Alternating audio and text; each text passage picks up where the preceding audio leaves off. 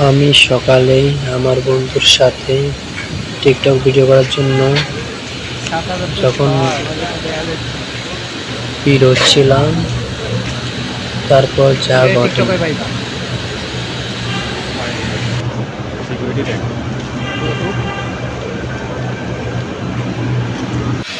হঠাৎ চোখে পড়লো অনেক লোকজন জমেছে।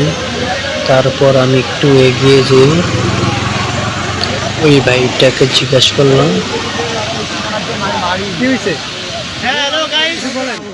হ্যালো, আমাদের এখানে না তো বাচ্চা দেওয়া যাবে না। সঠিক তথ্য না পাওয়ার পর আমি একটু এগিয়ে গেলাম। তারপরে সেই ভাইটাকে পাইলাম। এই ভাইটি বলতেছে, দেখেন আপনারা শুনুন। আমি একটা স্ত্রী হলো দুইজন। হ্যাঁ, এই দুইজনে গেটের সামনে মারামারি বাজাইছে।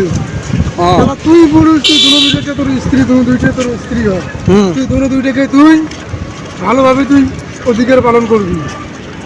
এর খালি বড়টাকে একই মারে মারছে।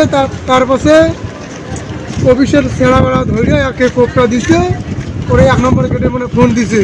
হ্যাঁ, এখানে ভম্বল বা শেখবে এই পর্যন্ত আমার পাওয়া তথ্য খবর। এটাই, হ্যাঁ, এই কারণে এত ভিড় পাচ্ছে এখানে। এই কারণে এত জাম লাগছে গেটের সামনে। এখন আমার একটা প্রশ্ন, কি জন্য দুইটা বিয়ে করলো যদি একটাকে সামালতে না পায়? আপনার কাছে প্রশ্ন কিছু কয়া যান?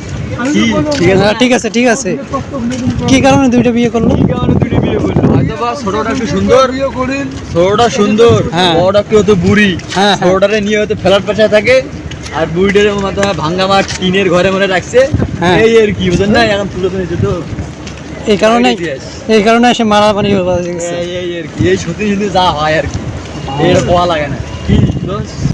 তারপর কি ঘটলো তা তো Hello guys. বুঝলেন। বিষয়টা তাহলে বুঝলেন।